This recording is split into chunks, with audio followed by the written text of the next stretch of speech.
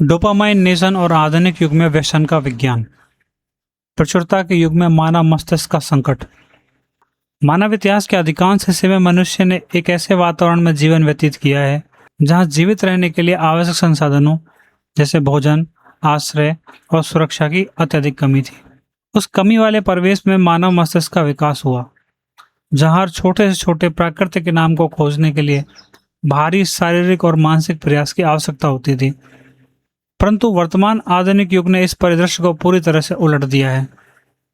Stanford university के addiction clinic की प्रमुख और प्रसिद्ध मनोचिकित्सक डॉक्टर अन्ना लेम्ब के द्वारा रचित पुस्तक dopamine nation, finding balance in the age of indulgence इस बात का गहन वैज्ञानिक विश्लेषण प्रस्तुत करती है कि कैसे यह अभूतपूर्व प्रचुरता मानवता के लिए एक गंभीर मनोवैज्ञानिक संकट बन गई है। आज के युग में smartphone, social media, online shopping, उच्च कैलोरी वाले खाद्य पदार्थ, गेमिंग और पोर्नोग्राफी जैसी चीजें 24 घंटे असीमित मात्रा में उपलब्ध हैं।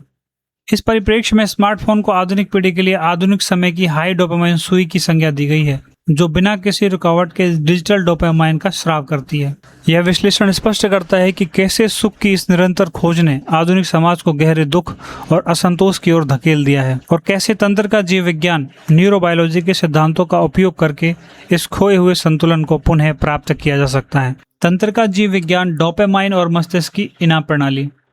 व्यसन की यांत्रिकी को समझने के लिए मस्तिष्क के प्राथमिक न्यूरोट्रांसमीटर डोपामाइन के कामकाज को समझना अत्यंत आवश्यक है।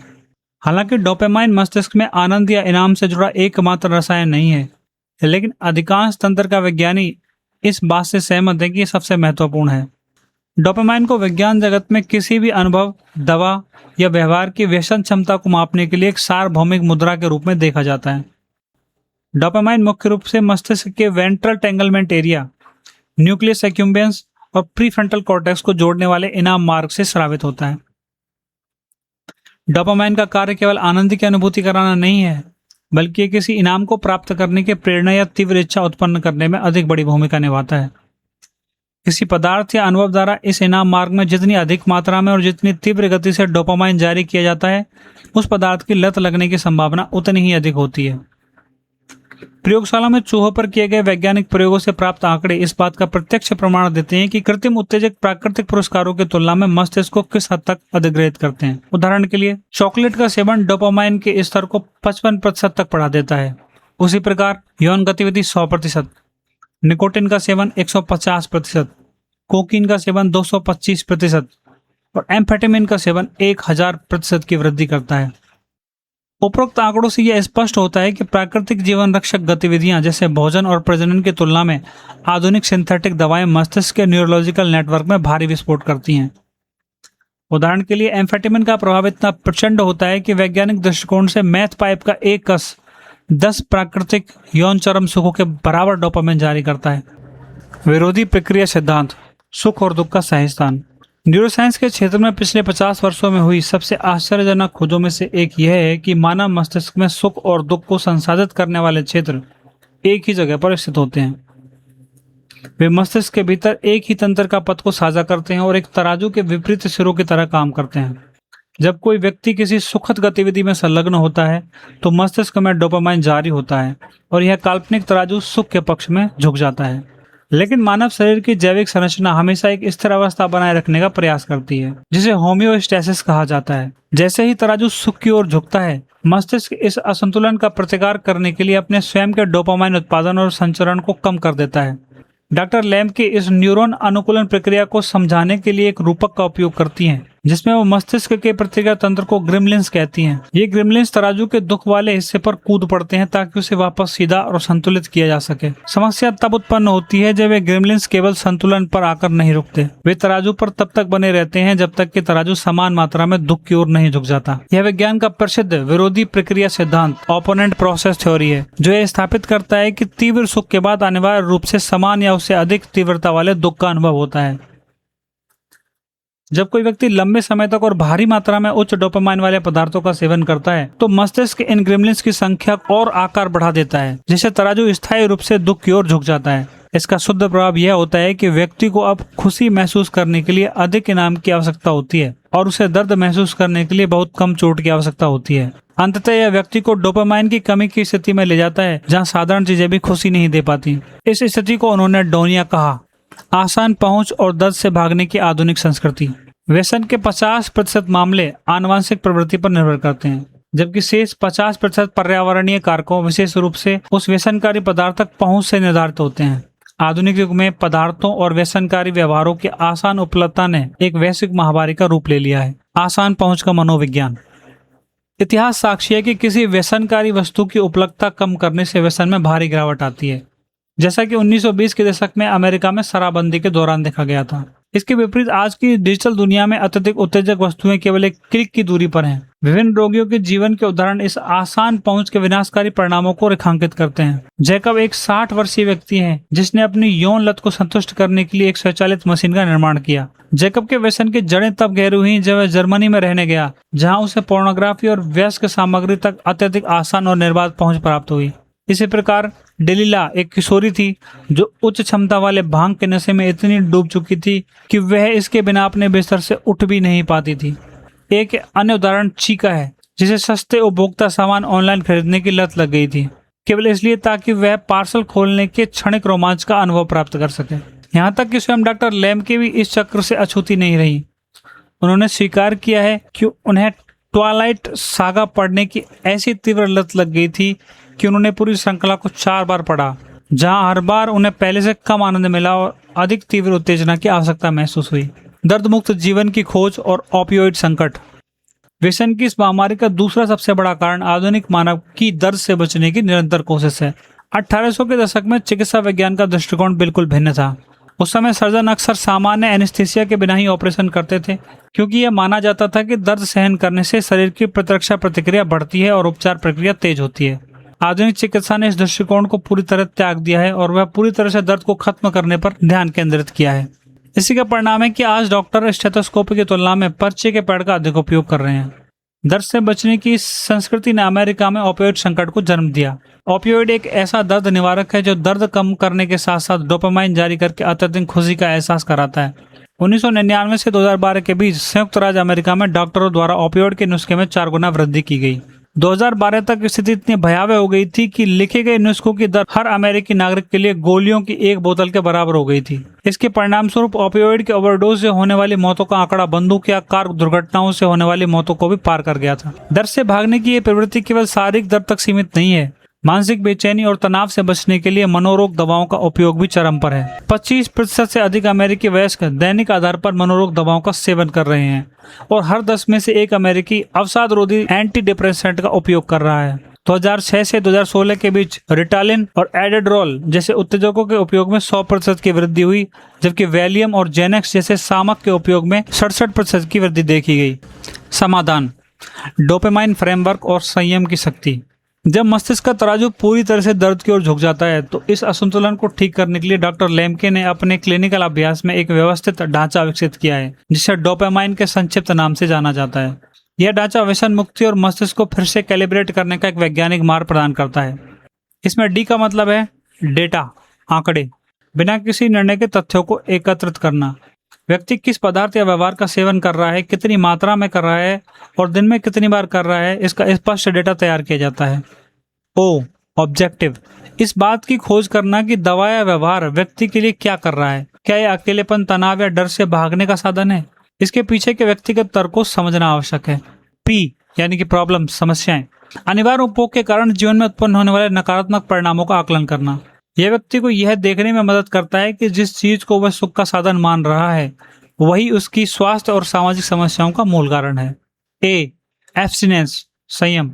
उपचार का सबसे महत्वपूर्ण हिस्सा व्यक्ति को कम से कम 4 सप्ताह 1 महीना के लिए अपने पसंदीदा व्यसन से पूरी तरह दूर रहने का निर्देश दिया जाता है ताकि होम्योस्टेसिस, संतुलन बहाल हो सके। एम यानी माइंडफुलनेस, सजगता। संयम की अवधि के दौरान उत्पन्न होने वाली भावना और शारीरिक छटपटाहट को बिना किसी फैसले या प्रतिक्रिया के देखना। यह मस्तिष्क को उसकी अपनी कार्यप्रणाली का निष्पक्ष अवलोकन करने की क्षमता देता है। आई यानी इंसाइट, अंतर्दृष्टि। 4 सप्ताह के संयम के बाद जब डोपामाइन का स्तर रिसेट होता है तो व्यक्ति अपने व्यवहार के बारे में एक स्पष्ट अंतर्दृष्टि प्राप्त करता है। नशे की स्थिति में रहते हुए स्पष्टता प्राप्त करना जैविक रूप से असंभव है। एन यानी कि नेक्स्ट स्टेप, यह निर्णय लेने का चरण है जहां व्यक्ति तय करता है कि क्या वह उस पदार्थ से जीवन भर के लिए दूर रहना चाहता है या एक नए संतुलन के साथ संयमित रूप से इसका उपयोग करना चाहता है। ई एक्सपेरिमेंट यानी प्रयोग, व्यक्ति अपने डोपामाइन के सेट पॉइंट के साथ बाहरी दुनिया में वापस जाता है और यह प्रयोग करता है कि वह आधुनिक प्रचुरता के बीच कैसे अपनी सीमाओं को बनाए रख सकता है। इस ढांचे में सबसे महत्वपूर्ण वैज्ञानिक खोज यह है कि संयम की अवधि कम से कम 4 सप्ताह होनी चाहिए। नैदानिक अध्ययनों से पता चला है कि जब व्यक्ति व्यसन छोड़ता है तो पहले 2 सप्ताह तक वह तीव्र वापसी लक्षणों का अनुभव करता है। इस दौरान वह डोपामाइन की कमी की गहरी अवस्था में होता है और उसका दिमाग उसे वापस व्यसन की ओर धकेलता है। लेकिन 4 सप्ताह पूरे होने तक मस्तिष्क में न्यूरॉन्स अपना आकार और स्वरूप बदलते हैं। अनुभव निर्भर प्लास्टिसिटी यानी कि एक्सपीरियंस डिपेंडेंट प्लास्टिसिटी, और मस्तिष्क की इनाम प्रणाली रीसेट हो जाती है। आत्मबंधन सेल्फ बाइंडिंग, इच्छा शक्ति की सीमाओं को पहचानना। आधुनिक उपभोक्ता संस्कृति में उच्च डोपामाइन वाले सामानों तक पहुंच इतनी असीमित है कि केवल आंतरिक इच्छा शक्ति के बल पर व्यसन से बचना असंभव है। ऐसे में आत्मबंधन की अवधारणा जीवन रक्षक सिद्ध होती है। आत्मबंधन का अर्थ है कि अपनी कमियों और इच्छा शक्ति की सीमाओं को खुले तौर पर स्वीकार करना और तब स्वयं को नियमों में बांधना जब व्यक्ति के पास तार्किक रूप से सोचने की क्षमता हो। यह रणनीति इच्छा और उपभोग के बीच एक आवश्यक पॉज बटन बनाती है। आत्मबंधन को 3 व्यापक श्रेणियों में व्यवस्थित किया गया है। शारीरिक आत्मबंधन, यह विधि व्यक्ति और उसके व्यसन के बीच एक स्पष्ट भौतिक अवरोध उत्पन्न करती है। उदाहरण के लिए शराब की लत वाले व्यक्ति द्वारा घर से सारी शराब फेंक देना या उसे ताले में बंद कर देना। चिकित्सा के क्षेत्र में गैस्ट्रिक बाईपास सर्जरी द्वारा पेट का आकार छोटा करना या डोपामाइन रिसेप्टर्स को ब्लॉक करने वाली दवाएं देना भी शारीरिक आत्मबंधन के ही चरम रूप हैं। कालानुक्रमिक आत्मबंधन, यह रणनीति समय सीमा निर्धारित करने पर आधारित है। इसमें किसी पदार्थ या डिजिटल गतिविधियों के उपयोग को 2 दिन के विशिष्ट घंटों या सप्ताह के विशिष्ट दिनों तक सीमित किया जाता है। यह विशेष रूप से विलंब अवमूल्यन की समस्या का समाधान करता है। विलंब अवमूल्यन एक ऐसी मनोवैज्ञानिक घटना है जहां उच्च डोपामाइन वाली वस्तुएं हमारी प्रतीक्षा करने की क्षमता को नष्ट कर देती हैं। जब हमें किसी इनाम के लिए प्रतीक्षा करनी पड़ती है तो उसका मूल्य हमारी नजरों में कम हो जाता है। न्यूरोसाइंटिस्ट सैमुअल मैक्सवेल द्वारा किए गए मस्तिष्क इमेजिंग अध्ययन में पाया गया कि जब लोग तत्काल इनाम का चयन करते हैं तो उनके मस्तिष्क के भावना और इनाम प्रसंस्करण वाले हिस्से तुरंत उत्तेजित हो जाते हैं। कालानुक्रमिक आत्मबंधन मस्तिष्क को फिर से धैर्य रखना सिखाता है। श्रेणीबद्ध आत्मबंधन, कुछ व्यसनों जैसे भोजन, सेक्स या स्मार्टफोन को जीवन से पूरी तरह समाप्त नहीं किया जा सकता। ऐसे मामलों में श्रेणीबद्ध आत्मबंधन का उपयोग किया जाता है। व्यक्ति यह तय करता है कि डोपामाइन के किन उप प्रकारों का उपभोग करना स्वीकार्य है और किन का नहीं। इसका सबसे महत्वपूर्ण पहलू उन ट्रिगर्स से बचना है जो इच्छा को भड़काते हैं। उदाहरण के लिए यदि किसी को खेल सट्टेबाजी की लत है तो वह केवल सट्टेबाजी से ही नहीं बचेगा बल्कि वह खेल समाचार देखने, खेल पत्रिकाएं पढ़ने और ऐसे लोगों से मिलने पर भी पाबंदी लगाएगा जो उसे उस दिशा में सोचने पर मजबूर कर सकते हैं। दर्द की ओर झुकना और हॉर्मेसिस का विज्ञान, मस्तिष्क के तराजू को स्थायी रूप से सुख की ओर रिसेट करने का सबसे विरोधाभासी और शक्तिशाली तरीका है जानबूझकर दर्द और असुविधा की ओर कदम बढ़ाना। यदि तीव्र सुख के बाद मस्तिष्क दर्द पैदा करके संतुलन बनाता है तो यह नियम विपरीत दिशा में भी समान रूप से कार्य करता है। जब मनुष्य स्वेच्छा से शरीर या मानसिक असुविधा का सामना करता है तो शरीर उस दर्द से निपटने और संतुलन स्थापित करने के लिए प्राकृतिक डोपामाइन का स्राव करता है। हॉर्मेसिस, शरीर को मजबूत करने वाला तनाव, जैविक स्तर पर मानव शरीर को तनाव की प्रतिक्रिया में मजबूत होने के लिए डिजाइन किया गया है। इस प्रक्रिया को हॉर्मेसिस कहा जाता है। यह वह जैविक तंत्र है जिसके द्वारा छोटे और जानबूझकर दिए गए तनाव शरीर में अनुकूलन और लचीलापन को बढ़ावा देते हैं।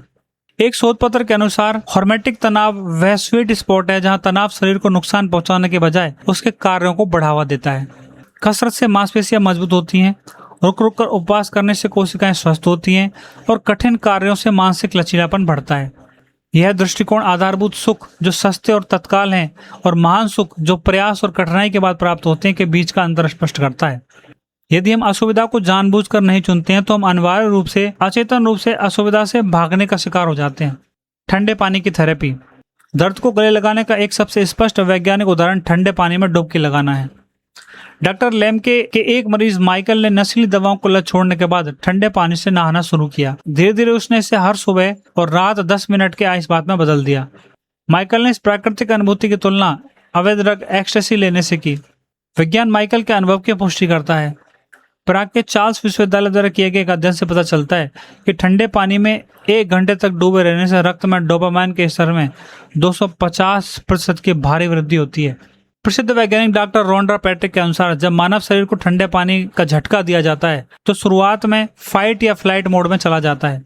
सहानुभूति तंत्र का तंत्र सक्रिय होता है और शरीर में नॉरेपेनेफ्रिन नामक हार्मोन का स्तर सामान्य से 5 गुना तक बढ़ जाता है।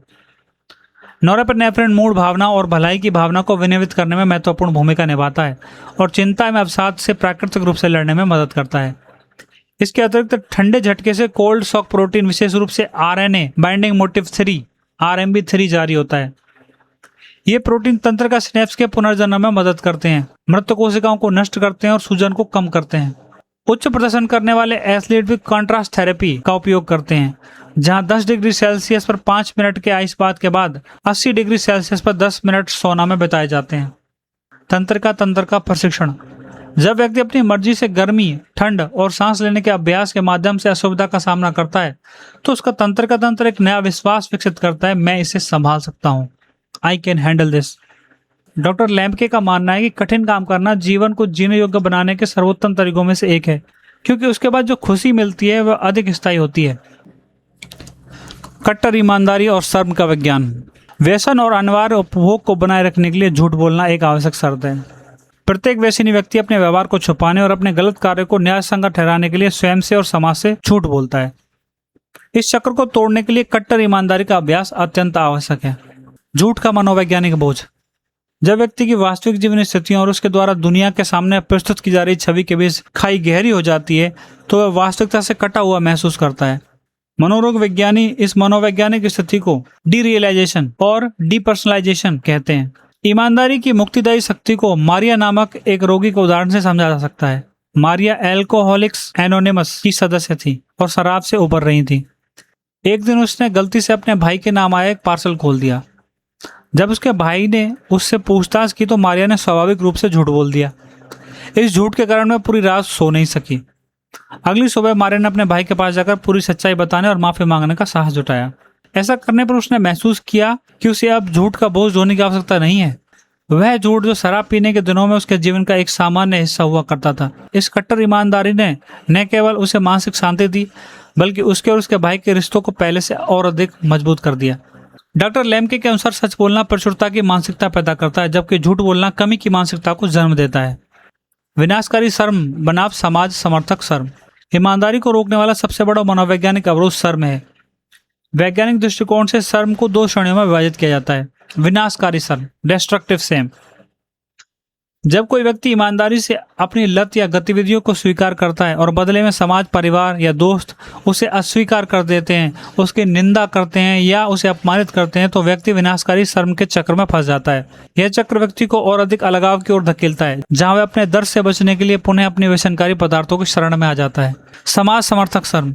इसके विपरीत जब व्यक्ति अपनी कमजोरियों को उजागर करता है और दूसरे लोग उसे खारिज करने के बजाय सहानुभूति के साथ उसे करीब लाते हैं और साथ ही सुधार के लिए स्पष्ट मार्गदर्शन और जवाबदेही तय करते हैं, तो इसे समाज समर्थक शर्म कहा जाता है। यह व्यक्ति को विनम्रता की वह खुराक देता है जो उसे अपने अहंकार से बाहर निकलने में मदद करती है। इस प्रक्रिया से अपनेपन की भावना बढ़ती है और व्यसन कम होता है। निष्कर्ष, संतुलन के पाठ। डॉक्टर अन्ना लैम्के की डोपामाइनेशन आधुनिक समाज के लिए एक स्पष्ट और तीक्ष्ण दर्पण प्रस्तुत करती है। मनुष्य के जैविक तंत्र और आधुनिक दुनिया के असीमित प्रलोभनों के बीच एक गहरा असंतुलन पैदा हो गया है। उपभोक्ता संस्कृति ने यह अवास्तविक अपेक्षा पैदा कर दी है कि जीवन को हमेशा मजेदार होना चाहिए, लेकिन वास्तविकता यह है कि जीवन स्वाभाविक रूप से एक संघर्ष है और इस संघर्ष को स्वीकार करने से ही सच्ची खुशी पा सकते हैं। इस विस्तृत विश्लेषण के आधार पर मस्तिष्क के तराजू को पुनः संतुलित करने के लिए निम्नलिखित प्रमुख निष्कर्ष सामने आते हैं। नंबर 1, दर्द से बचना दर्द को बढ़ाता है। विज्ञान यह स्पष्ट रूप से सिखाता है कि हम दुख से बचने के लिए जितनी अधिक मेहनत करते हैं, हम अंततः उतने ही अधिक दुखी होते हैं। प्रत्येक त्वरित सुख की एक भारी कीमत होती है। नंबर 2, संयम सबसे प्रभावी उपचार है। किसी भी व्यसन से कम 4 सप्ताह की दूरी बनाए रखना मस्तिष्क को रिसेट करने और सच्ची अंतर्दृष्टि प्राप्त करने का एकमात्र जैविक तरीका है। नंबर 3, आत्मबंधन स्वतंत्रता है। प्रचुरता के इस युग में जहां प्रलोभन हर जगह है, अपने आप को स्वेच्छा से नियमों, समय, स्थान और अर्थ में बांधना ही वास्तविक स्वतंत्रता प्राप्त करने का एकमात्र साधन है। नंबर 4, कठिनाई का सामना करना आनंद का मार्ग है। जानबूझकर दर्द की ओर झुकना, जैसे ठंडे पानी का स्नान, कठिन व्यायाम या सत्य बोलना, हमारे मस्तिष्क के तराजू को स्थायी रूप से सुख की ओर ले जाता है। नंबर 5, कट्टर ईमानदारी और समुदाय का महत्व। अपनी कमजोरियों को स्वीकार करना और समाज समर्थक स्वरम का उपयोग करना व्यक्ति को अलगाव से बाहर निकालकर उसे जीवन से जोड़ता है। अंततः हम सभी इस आधुनिक युग में खुद को उत्तेजित कर करके मौत के घाट उतारने के गंभीर जोखिम में है। व्यसन केवल कुछ चुनिंदा लोगों की समस्या नहीं रह गई है, यह प्रचुरता के युग में जीने वाले हर उस व्यक्ति की समस्या है जो अपने जीवन में एक खालीपन महसूस करता है। सुख और दुख के बीच के इस नाजुक नृत्य को समझना और दर्द से भागने की बजाय उसे जीवन के एक स्वाभाविक हिस्से के रूप में गले लगाना ही एक सुखी, स्वस्थ और संतुलित जीवन जीने का एकमात्र मार्ग है।